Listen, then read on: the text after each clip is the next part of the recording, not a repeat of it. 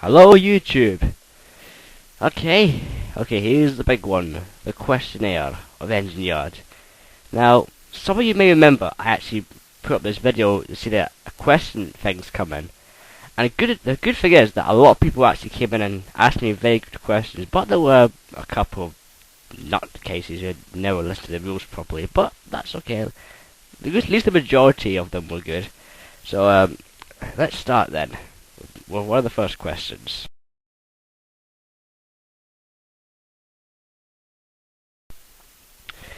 Good question, whoever wrote that in. Engineyard is set in Carlisle. Well, it's a fictional bit of Bankside, but somewhere north of Carlisle, you can say. The railway is actually the Waverley line, which many of you British people might not know, but for the Americans who watch this don't know, it's actually this old route that actually went between Carlisle and Edinburgh. It closed in 1969, which ironically enough, this year marks the 40th anniversary of its closure. I know that the Waverley line doesn't exist there, but this is a sort of what if it has been restored by the Fat Gun Controller, or FCC as I nicknamed him. So yeah, that's why I have to see a mixture of English and Scottish characters in the show, so I can appeal to everyone. Well, everyone really. Okay, on with the next question.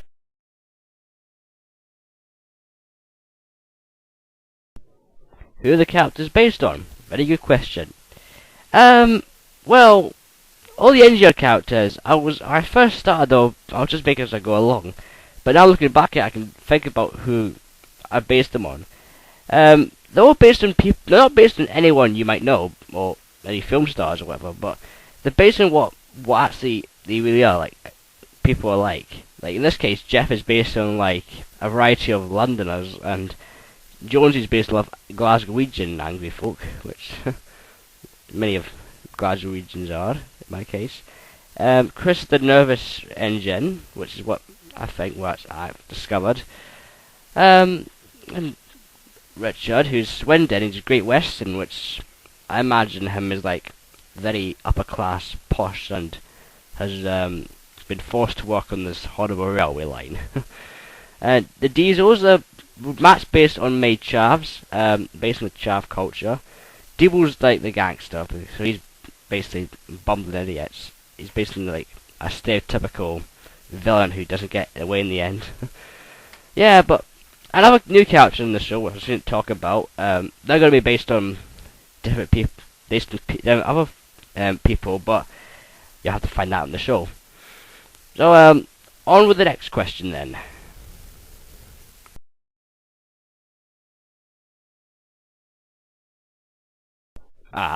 So you want to find out the true answer of what makes the world's most outrageous railway show come about?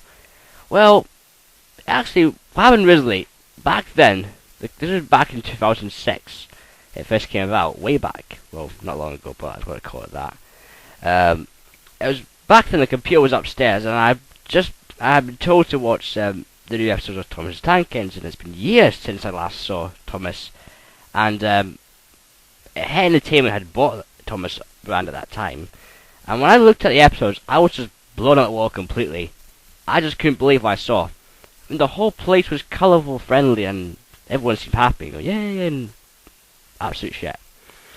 I just couldn't believe it, and I was so angry. I just couldn't believe it was my childhood, and many YouTubers who actually are Thomas fans are probably the same. Well, for the same way I'm feeling, and I'm right. I understand your case. I mean, geez, why did Entertainment have to rape our childhoods? There's no doubt in my mind the Reverend Andre would probably turn his grave, or actually jump out of his grave and smash the Head Entertainment's teeth in. Yeah, that's going a bit of a rant, but on the question, that's really it. I was so pissed off about it. I was like, and then a few days later, I actually fell down the stairs one time, and suddenly I don't know what happened. I just fell down the stairs, landed on my head, and I got the idea of Engineyard, and I was just like, I knew other characters. I mean, the characters were very different though. I mean, the character of Chris was going to be the leader, and it was going to be sort of like the true version of Thomas, but I moved away from that, and it wasn't until I sort of lost the idea, and then I saw other people's videos on YouTube, like of the Thomas series and all that, you know, and like lots of other people adaptations of very train home resets trains into these type of shows, and I thought, that's a good idea. So I had a Morris train set, and I just thought, well, they could do this, so could I. And so I started, but I just didn't know what to do. I mean, it turned to be a lot harder than I first anticipated. Just taking out a camera and just like doing stuff on Microsoft Paint, just do face. But yeah, I mean, it's very different when I first started. I've actually told you how Engineyard was going to look like. It's very different from what it is. So it has changed over the years, I have to say. Okay, on with the next question then.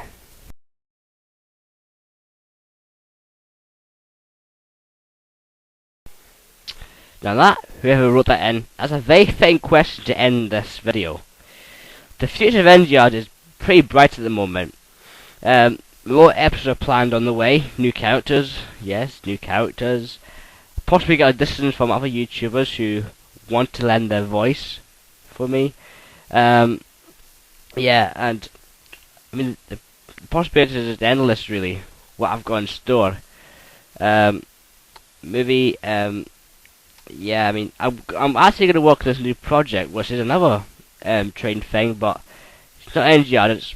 I'm just calling a working title of Carousel, which is actually more complicated than Engineyard. It's going to be a bit more of an epic, more serious story, which is Engineyard, which is like a party hit. It's this new series will be more about my maturity, like give a historic display of narrow gauge engines, which is all I'm going to tell you about.